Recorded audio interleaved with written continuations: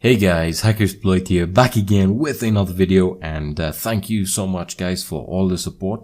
Just want to throw that out immediately. We've finally hit 30,000 subscribers. That is incredible. And you know, I just can't thank you guys enough, and I promise to make even more informative and obviously more videos on the channel. Alright, that being said, let's get started with today's video. So in today's video, we're going to be continuing with our Metasploit, and today we'll be looking at some basic exploitation. Alright, so again, following up from the information gathering section where we learned how to gather information, we're still going to be touching up on information gathering using, web vulnerability scanners or like, for example, OpenVAS, and we'll be looking at all of that, right? But for now, let's focus on some basic exploitation. Now, before we start, I just want to let you guys know that I'm using Metasploitable 2, and I would recommend that you use it as well. All right. Now, reason being is because it goes hand in hand with Metasploit, and it's a fantastic way of learning or practicing your exploitation. You know, you can configure it to match your skills, and you can increase the security, etc., etc. By the way, we'll also be looking at the web applications that come with Metasploitable 2, for example, the damn vulnerable web application, Matillidae, etc., etc. But for today, let's look at some basic exploitation. All right. So I already have Metasploitable 2 running as a virtual machine, and I already know the IP address. So what I'm going to do is I'm just going to perform an Nmap scan with ZenMap here, so we have a visual representation of what's going on. Okay. So I'm just going to perform a scan. And while it's scanning, as you can see, it's already discovered the open ports. So we know that's good. So let me just open up my terminal here, and we can start up the Metasploit console. But let me just use the normal terminal here, so we have a good idea, or we can see what's going on in the terminal. So I'm going to start off the MSF console, all right, or the Metasploit console as it is. So while they're starting, let's check what information Nmap, or in this case ZenMap, has gathered. All right, so we've got the ports, and today we're going to be exploiting the first one. All right, the first service, which is the FTP port.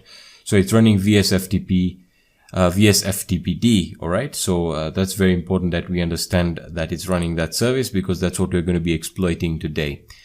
Okay, so let's check if the Metasploit console is started up. There we are. Fantastic.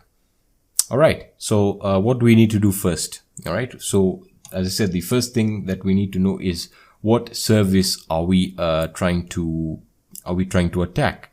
In this case, we are trying to attack the port 21, the FTP port, and the software version or the service version is VSFTPD 2.3.4. Now, this is a very old software or a service version that is running, and it is extremely vulnerable. And again, because it is Metasploitable, we know that this is designed to be vulnerable. So, whoops, let me just go back here. So let's actually use some of the exploits that come with Metasploitable, right? So let me just expand my console there. And what we need to do now is, if you remember with the basic commands that we went through, is we're going to be using an exploit. All right. So again, obviously from the title of the video, you already guessed that we're going to be using an exploit. So from this stage onwards, I'm guessing that you're familiar with the syntax that we're going to be using. So the first thing we need to do is we need to search for an exploit. All right. So it's really very simple. All we do is hit search, and now we go with the information that we have. All right. Let's say we did not know at all what we're doing here. What we would do is we would go from the version that we have, which is VSFTPD. All right. So we would search for vulnerabilities that involve the VSFTPD service. All right. So service, so search VSFTPD. All right. And I'm just going to search. Now, again, I've not started the database or built the database, so it's going to take a few seconds. No need to worry there. Just let it go on. And it's gonna respond, or it's gonna display, or it's gonna output some results for exploits that we can use depending on the service. Okay. So just give it a few seconds and let's see what we get, what exploits we can actually use to exploit the Metasploitable 2 vulnerabilities on the FTP port. All right. Now going back to the ports here, as you can see, we can see that the state of the port is open, which is pretty obvious. That's how we'll be able to get the attack. But when we'll be moving on to more advanced states, when when we have port states can be open or filtered, we'll be looking at how to determine whether or not we can perform an attack on it. All right, so it looks like we've responded. There we are. That's the exploit that we are going to be using. All right, so let me just enlarge that so you can see. All right, so matching modules. All right, so it's found one. Now it's going to ask us, and of course this is an exploit. So it's an exploit for Unix. All right, fantastic. It's an exploit for FTP. All right, that is great. It's an exploit for VSFTPD 2.3.4. Fantastic. So we've actually found an exploit that matches what we're looking for. So again, it's an FTP port and it's running VSFTPD 2.3.4. So excellent. We've found what we needed. Now let's look at the additional information. It is a backdoor. All right. Very important. Let's look at the disclosure date. So that was when it was disclosed. Obviously, it's a very, very old vulnerability. Again, for the purpose of learning. The rank is excellent, which means it has been used and has been confirmed to work. The description simply describes what it's all about. We have the VSFTPD, which is the software version, and the version number, followed by the function or the exploit that this gives you. Right? So it's a backdoor command execution. Fantastic. Now, let's use this exploit. How do we go about doing that? Well, simply put, we just use and we can just copy this. Right? Again, the reason I highlight this is to just show you how it's done. All right. So we can paste that with Control-Shift-V, or you can right click and paste it as well. All right. So we're going to be using that, and we just hit enter. And if it's successful, it should say exploit and give the name of the exploit. Awesome. Now, as I said, if you know the syntax, the most efficient thing to do now, or the most the best thing to do now, is to show the options. All right. So show options. All right, so there we are. These are the options that are available with the exploit. So we already know that the let's go through this stage by stage. All right, so when it shows you the options, usually with different exploits or different modules, you'll have different options that you can customize depending on the attack vector. All right, so for example here we have the name. All right, the name of the option, which in this case we can change the rhost, which is the IP address or the target IP that you have to set in order for you to perform the exploit, right?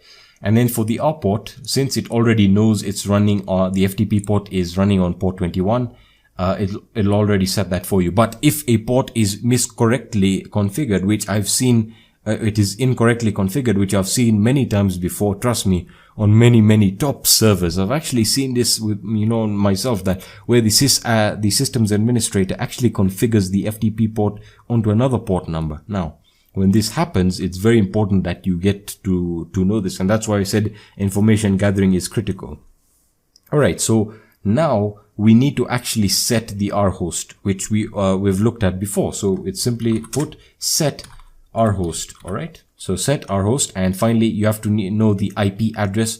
In this case, I've set up a virtual lab and I'm running this on my local network. So the IP address is going to be a local IP address or a private IP address. So 192.168.1.107, right? That's my Metasploitable 2 IP address. Yours might be different. It should be different. Again, your network is not going to be identical to mine. All right, moving along.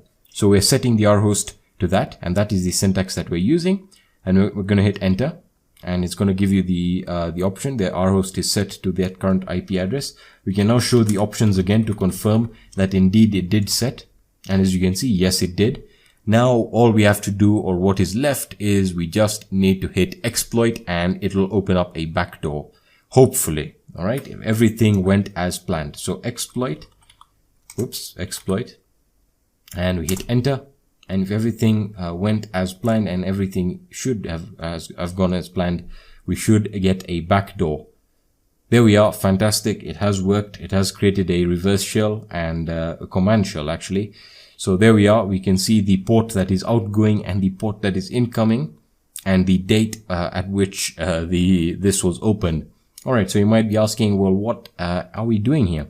Well, we actually have a reverse shell. So if I uname A, All right, if I just check some Linux commands, there we are, Linux Metasploitable 2 server, blah, blah, blah, with the date that exists there, etc., etc. So we actually have access to the server. Fantastic. So if we list the files, as you can see, we have, this is what I'm talking about. The damage that can be done here is quite a lot. So, you can actually enter the root directory.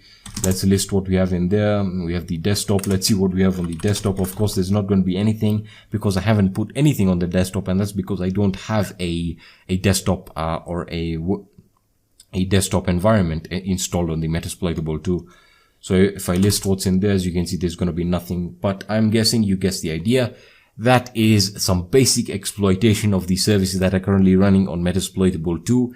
Now we'll be moving along into more advanced ones. As I said, we'll be looking at web penetration testing. We'll be looking at the web apps that currently come with Metasploitable 2, like the damn vulnerable web application or phpMyAdmin, etc., etc.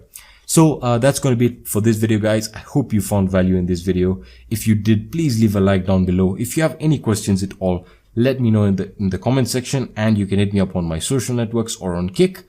For the documented version of this tutorial or of this video, you can check out my website, hsploit.com. The link will be in the description as always, and I'll be seeing you in the next video. Peace.